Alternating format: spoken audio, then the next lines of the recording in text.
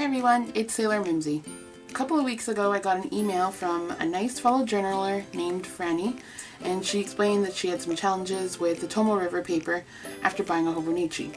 Now I realized afterwards that I had never explained to you guys about the issues that I had when I first started in a Hobonichi, aka my first journal with Tomoe River Paper. So there are quite a few things that I didn't like when I first started using this journal. The paper felt too thin, and I already knew that going in it was going to be really thin paper. That took some getting used to. Before this, all the other journals I ever used had, quote unquote regular paper or something thicker than that, and I was really skeptical that this really thin paper would meet my requirements. So another thing I had to get used to was watercolor, and all the other tools I used in my journal took differently. My stubborn brain knows that different paper reacts differently to all kinds of media, but this still bugged me. So this also could have been because I was looking for ways to go back to my beloved Traveler's Notebook or my Mikkel Reeves notebook. So I just have my current Hobonichi out here. So also the extra stuff on the pages, like the date, these numbers here, and this at the bottom, like the quote on the bottom. I know that these notebooks are meant to be planners / journaling planners, and people either don't care or cover up these pre-dated pages. It's all up to you and it's your preference, but for a while there that was really bugging me, and I had a hard time putting washi over this stuff. I thought, I don't know, to me it felt wrong to cover it, but lately I've been doing okay with covering it up with stuff, as you can see on the bottom here. But like I said, it took a while for me to get used to doing that. It feels wrong to me. So with the watercolor, the watercolors that I have react differently versus what I'm used to. And also, like using watercolor on like the Tomoe River paper, it caused my pages to crinkle. But as you can see here, the pages are doing pretty good. Could be also because I keep this closed most of the time when I'm not using it. But what helped me fix my crinkly pages was, so I used cardboard, cardstock, scrap paper. So here it's have like a scrap, like this is a menu. Laminated sheet would work, or even a magazine. Like I've used magazines many times if I didn't have anything to put in between pages. So what I would do was, let's just go to a blank page here. So I would stick the magazine or whatever like that, and I would journal. Just make sure that the magazine's in there, and I usually grab like a clip, and depending where you're working on your page, you'd probably have to move your clip around. If I'm working down here, it's fine up there, but once I'm working up here, I usually move this to the side or at the bottom.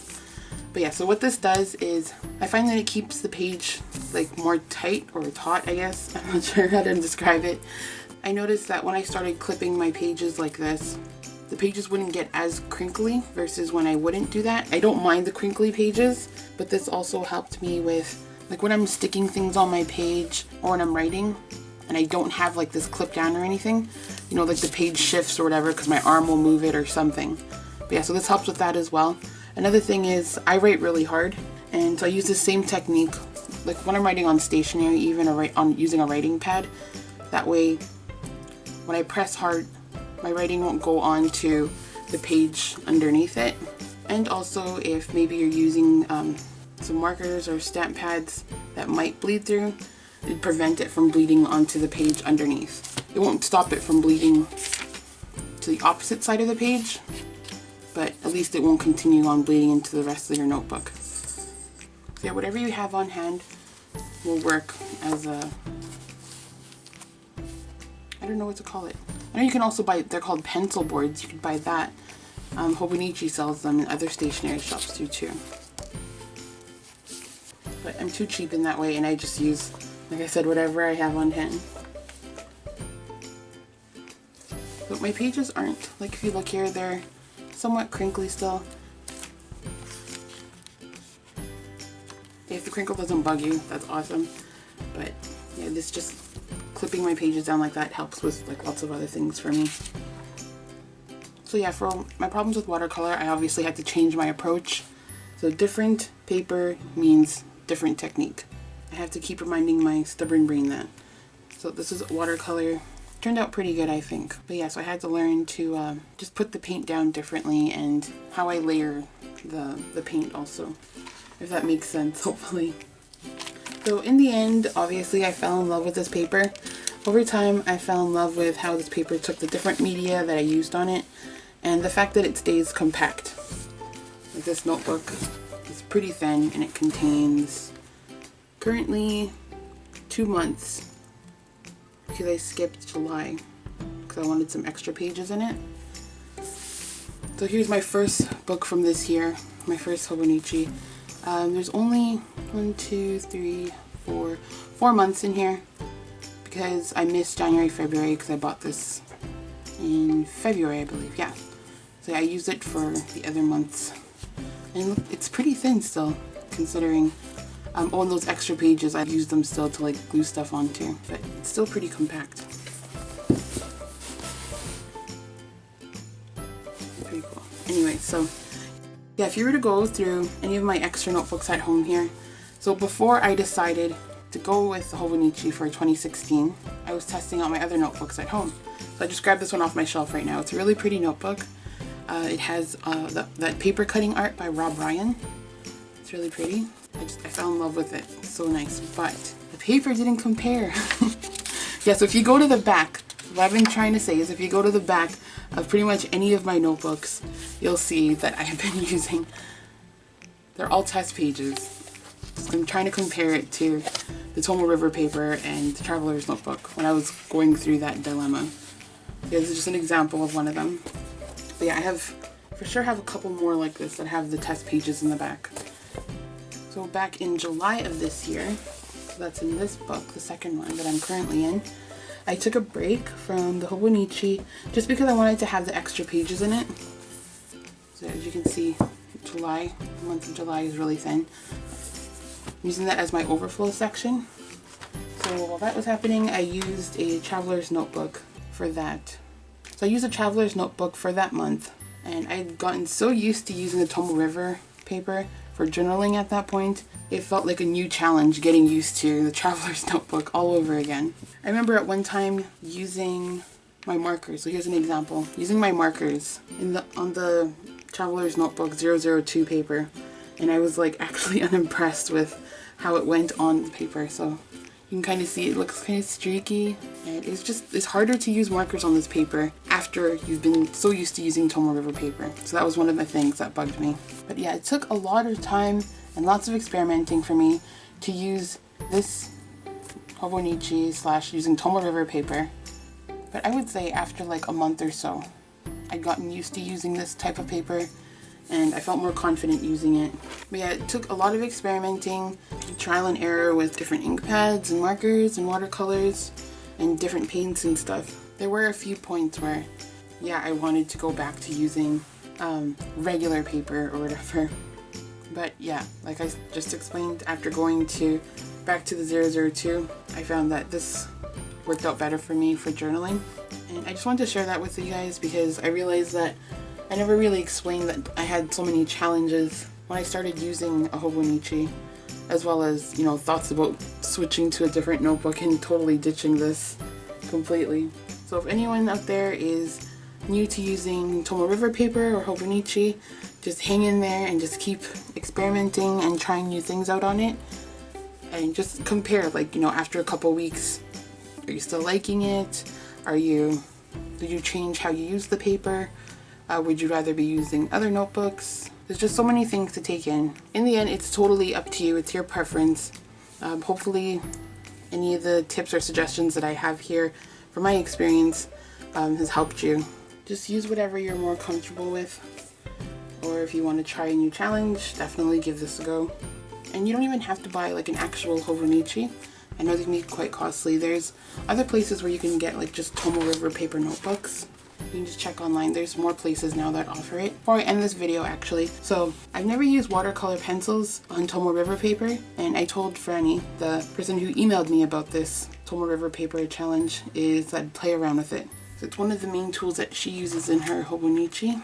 I don't own any watercolor pencils, but my husband does, so he so kindly borrowed them to me. They're not a fancy brand or anything, but he found them at Hobby Lobby when we went last year, and then he lost them and forgot he even owned them. And then when I mentioned I was looking for watercolor pencils, he remembered he had them. So I have them here, and I'm just going to flip through to one of my beginning extra pages to try this out. Okay, so I'm just setting up my page here. Oh my gosh, I've never used this before. I don't know what to draw. Oh, I know. I'll just test it. So like, I'll do like a this thing, a swatch type thing. Okay, so let's try this. I've never really used watercolor pencils before. Let's give this a try. Start with yellow. Wow, these are really heavy. Oh my gosh, did you hear how heavy that was? That was so loud. So I'm just gonna scribble because I don't know what to draw. Can't think of anything to draw. Well, I have thought of some things, but then that would take too long, and I didn't want this to be too long of a video.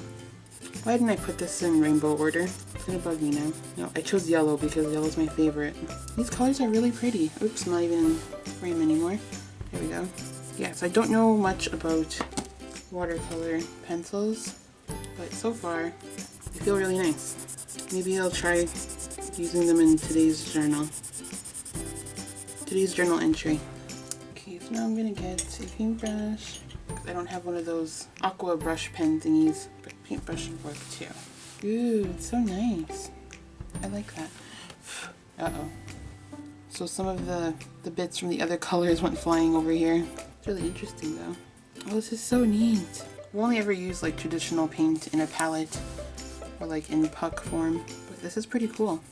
I'm just testing this because in her email she mentions that she used her watercolor pencils and her page crumpled, and she was able, like, she could see the art from the opposite side. I know that happens with Hobonichi or like with Tomoe River Paper sometimes. You could see through the other side, like you could see shadowing. So I'm just gonna wait for this to dry. Yeah, so I clipped it. I'm just used to clipping the Tomoe River Paper at this point. But yeah, I see it crumpling a bit over here. It's a little bit wavy at the bottom here, I could see. And kind of like up here too. I'm just gonna put this aside while it dries. Yeah, depending on what you use, I know that sometimes it does show on the other side. So I'm going to try and find an example. Oh, here's some. Okay, so on this side here, I used gel pen. No, wait, not gel pen. To be specific, I used the Pilot G2 pen. And it's not waterproof or anything. I don't know if that has anything to do with it. But if you look on this side, you can see some shadowing. Like there's some right there, there's little dots. Very faint, but you can still kind of see it. So I'm guessing it could be because it's not waterproof. That could be what could cause some bleed through on the opposite side. Because before I started painting this, I wet the background kind of, and then that might have reacted with what was on the opposite side. But yeah, so it's, like I said, it's your preference. If you notice it or not, or you can even paint over it, cover it up, stick stuff on it. At this point, yeah, it doesn't bug me anymore. Okay, so I think this is dried. Let's try. Yep. And on the opposite side, I see some shadowing. So yeah, there's some shadowing. You can see which colors are even painted on the other side. But it might be different because if this was a normal journaling page for me, this page would have been filled out. And that may or may not have camouflaged the shadowing from this. But it hasn't really bled through, it's just shadowing. As long as there's no major bleed through, which I've never really encountered with the Tomoe River Paper, I'm pretty much okay with it.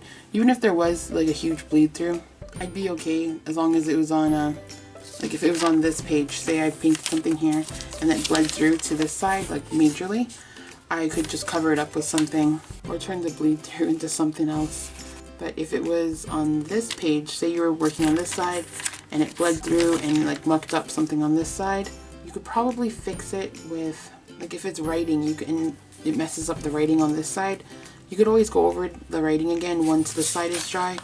If it mucks up a painting or something, you might be able to fix it still with a little bit of watercolor and paint. Yeah, so it's best to experiment with that. So I hope this video help some of you guys out, or maybe if you have like a tip that you'd like to share with others, you can leave it in the comments section below. But thank you guys so much for watching. Bye!